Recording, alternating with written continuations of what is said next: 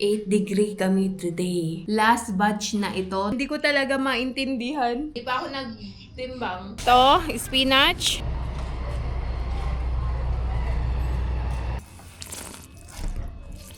Bili na po kayo. Masarap po ito. And may dala siyang pesos.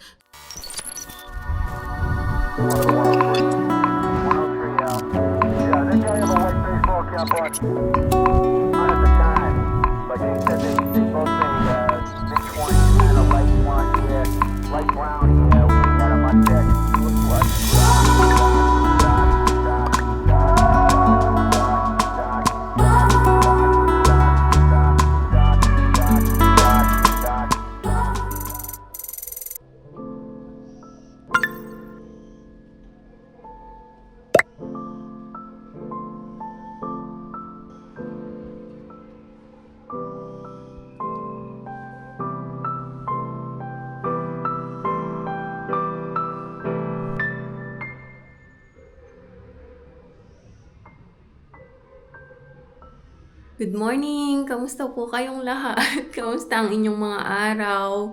Halatang kagigising lang Sobrang lamig dito sa amin ngayon. Ano ba yung temperature namin? Wait lang. 8 degree kami today. So time check, it's 5:45 ng umaga. And nagising ako ng mga 5:30. So nagpe-prepare na ako ng breakfast ni Champ. And ito yung pinaka-lowest so far, 8 degree. I think by December and January, mas bababa pa ang aming temperature. So, napakalamig. Ang sarap lang matulog. So, ayun, dyan muna kayo. Balikan ko na lang kayo ulit. Maya-maya magpe-prepare lang ako ng breakfast.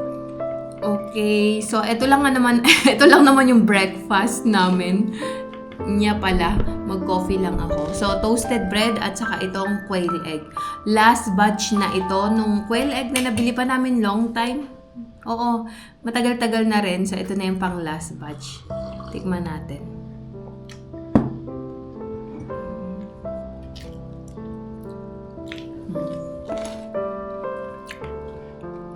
Yung sa Pinas ako, sa Manila, di ba, yung mga bus doon, may mga nagbebenta sa loob ng bus. Lagi ako namimili nito. Isa ito sa mga binibenta sa mga bus eh. Habang nagta-travel, kain-kain. Pagpabalik ako ng Bataan. Ayun lang ang aking munting kwento. Favorite ko kasi itong quail egg. Iba na talaga. Dati ko natawa ka, di ba yung mga nauuso yung mga pag nagsasabi sila na yung hindi okay. Oo. Nakakalimutan ko na. May mga sus pa sila, meron pang maraming mga warning na Ay, kaya nga, kakaiba yung mga kabataan ngayon. Ewan ko. Advanced English. I'll hit the sack. Pagka ganyan, may dictionary pa ako. Hanapin ko pa anong meaning. Ay, hindi. I-google ko pala. Ay, dictionary. I-google ko pa.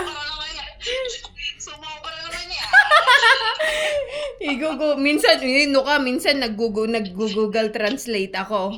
Phone na lang. Kasi may mga words sila na hindi ko talaga maintindihan. Mga bago sa aking pandinig.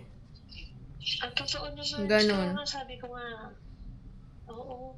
Kaya nga minsan talaga kumbaga. Ay, naku, sinabi mo to. Ang bilis ng panahon, Makain mo yon? Oo, kaya. Di ba?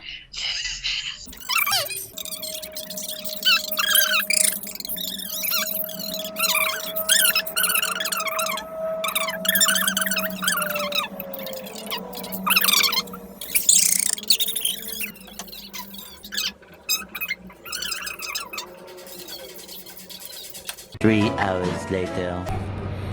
Magandang hapon. Ayan, anong tawag nito? Andito na ako sa bari. Ngayon pa lang ako magtatanim na itong mga binili namin nung nakaraan. Ano ba to? Wait lang. Ito, spinach. At saka, anong tawag nito? Yung sag na mustard. Magtanim muna tayo. Sobrang lamig. Pero carry pa yan, mamaya na ako mag double jacket. So Tanim tayo and after nun, magdilig muna pala ako. Ay, may spinach pa din pala kami. Hindi ko muna buksan ito. Spinach pa to. At pagkatapos ito ay lettuce. Magtanim ulit ako lettuce. And then, coriander. At saka, bok choy. Itanim natin lahat. Tsaka yung sag.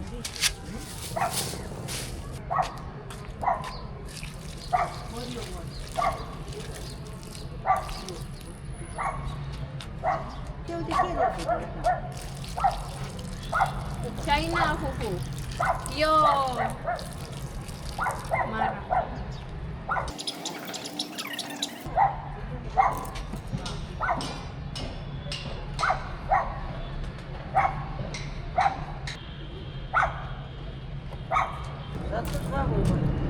Pitraw nun cha fufu. Kam cha.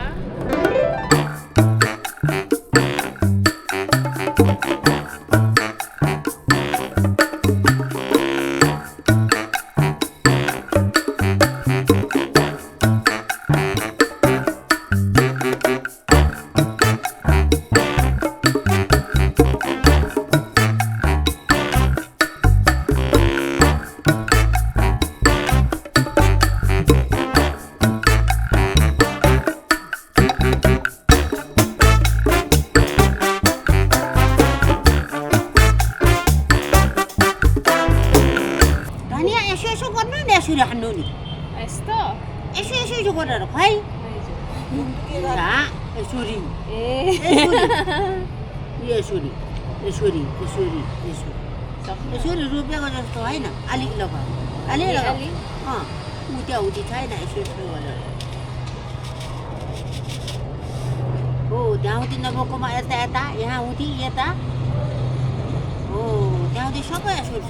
Ani cover. Ay.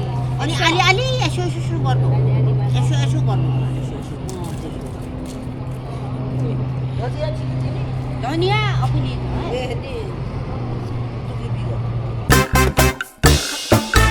अलिक ठुलो बाटो अलिक माटोले Esto. त्यो अर्को माटोले छोपेछु Marco pani. त्यहाँ त के छोडेको त्यो त दियो Yo. Yo palak. उज्या China. होइन त्यो माटोले माथिबाट छोपेछु यसो गरेर यसो मसिनरी ल्याएर यसो Esto. Yo. यसो छोप्नु यसो अनि भिजाउनु अलिक चोप्ने गर्नु Sag pani esto. सबै Sabay. सबै चोप्नु Pollo. Mucho. Ganda niya ba? Dio, lettuce. यसरी यसरी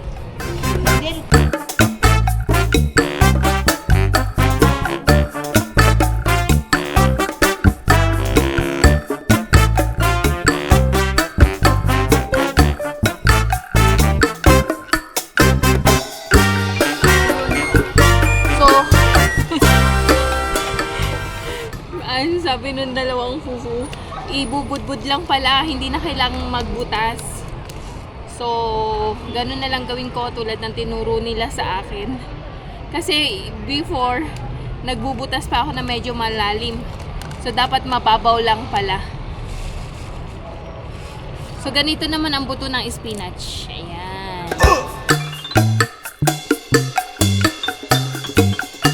And then, ayan, mga nalagay ko na, takloban na lang natin ko ako dito.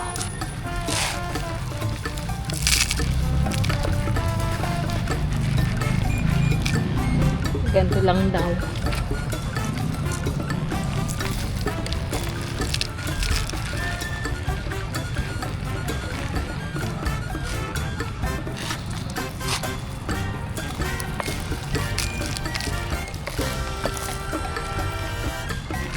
Okay.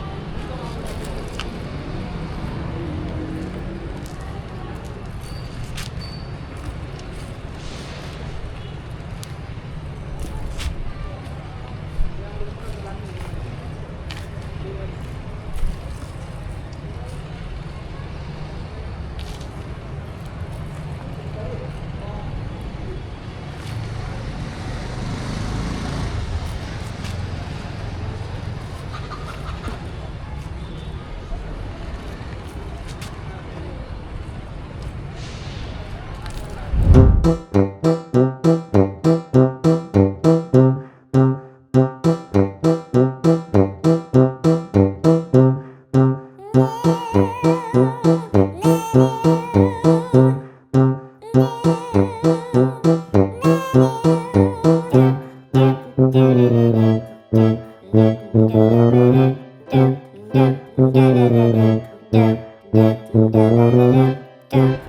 ayan, tapos na tayo magtanim. Finally, natapos ko din. After ng ilang weeks siguro yon, no? Since namili ako ng seed. So, and baba na tayo. May pinaparice akong dough para sa Spanish bread. Breakfast namin yon for tomorrow. And tomorrow ay Saturday, alam nyo na. So, today wala tayong masyadong ganap. Bale, ayun, sa umaga lang. And then, nakipagchikahan ako ng bonggang-bongga. Mga siguro almost 3 hours kami nagchikahan. Buhay-buhay. Buhay nanay. Mga ganun ba. And then, ano pa ba? Ayun, tapos ngayon na lang ako ulit ito yung tanim.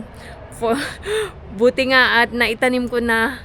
Dahil patapos na ang season, sabi ni Santos, kailangan na itanim, baka hindi na mabuhay. So hopefully may mabuhay sa aking mga itinanim para may pang-ulam tayo. And then, ayun, baba na tayo and then mag-prepare na din ako ng dinner dahil 5:30 na pero madilim. 5:30 pa lang pero madilim na and malamig na. Nagfi-freeze na yung kamay ko at saka yung paa ko. Tapos alam nyo yung tubig namin, parang may yelo na sobrang lamig. As in, yung bloke ng yelo yung niligay sa tubig. Ganun ang lamig ng tubig namin. So ayun, mamaya naman ulit. So ito na ang ating dough. Gawa na tayo ng Spanish. So eto na ang ating Spanish bread. Bili na po kayo. Masarap po ito. Ayan. So, natapos ko na. Gabi na ako nakapag-bake. And magluluto naman ako ngayon ng aming dinner. So, ito ang ating Spanish bread. Nagluluto ako ng aming dinner. Yung sayote. Pachamba lang to. Hindi ko alam. Mix-mix ko lang. Yung sayote na dala ni Fufu. And yung isda din. Ganito kaliliit. Hindi ko kilala. So, prinito ko. Dried fish. Ayan. Ganto. So, i-mix ko yan. Dala ni Fufu. At saka itong galing pa to kay ate eh. Udong. Oo. Hindi ko sure kung ano magiging lasa. Tingnan natin mamaya. So, ayun. Nga pala, si Fufu ay nakabalik na. Si Siley Fufu ay nakabalik na ng Daran. So, hindi na siya nakasama sa amin kahapon dun sa wedding. Kahapon din yung balik niya. So, ito ang aking niluluto ngayon. Ayan. Lagyan natin ng udong kung ano magiging lasa. Balitaan ko kayo kung masarap o hindi. Kung magugustuhan ba nila o hindi. Ayun.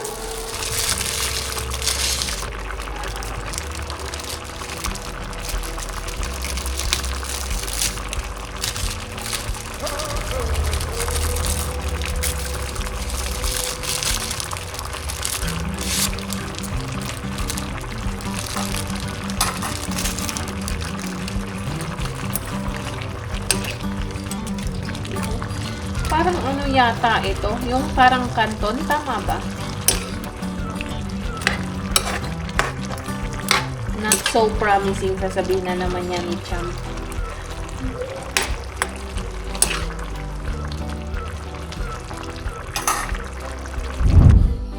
Ayan, magandang gabi po. Tapos na akong magluto. Hintayin lang namin si Santos din. Kain na din kami ng dinner. At maaga tayong start na nag-winter, maaga na kaming nahihiga. Ibig sabihin, maaga kaming kumakain and maaga kaming nagpapahinga kasi sobrang lamig na. And bago ko i-close ang video na ito, mayroon po tayo isang kababayan dito sa Nepal. So, sa mga nandito po sa Nepal and may plano na magbakasyon sa Pilipinas, baka po gusto nyong magpapalit ng peso. Ang isa nating kababayan at viewers din natin. So, ano siya, bale, galing kasi siyang Pinas and may dala siyang pesos. So, baka po may magbabakasyon na nandito sa Nepal na ating mga kababayan.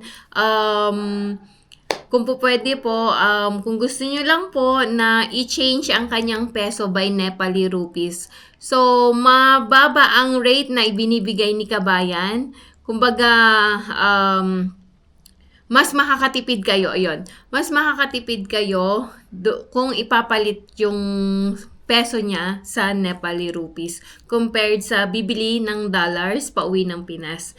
Ayun. So, kung meron po, comment down below po. Bigay ko po yung contact number ni Kabayan para kayong dalawa po yung mag-usap. So, hopefully mapalitan yung pera niya kasi not planning to go back Philippines sooner. Kaya kung po pwede sana kung wish niya na mapalitan yung peso niya.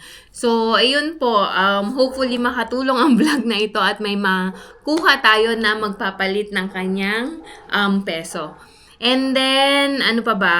I think yun lang ang ating mga kaganapan for today. Maraming salamat sa patuloy niyo pong panonood ng aking mga videos. Maraming salamat din po sa bawat like, comment at shares ninyo. Higit sa lahat sa mga hindi po nag-i-skip ng ads, maraming salamat po sa inyong lahat. Sa mga bago po sa aming channel, welcome to SL Nepal Family. At sa mga hindi pa po nakasubscribe, baka naman pwede pong pakiclick ang subscribe button below at ang notifications bell na din para updated kayo sa aming mga bagong videos. So hanggang dito na lang po muna. See you tomorrow. Good night everyone. Bye-bye. God bless.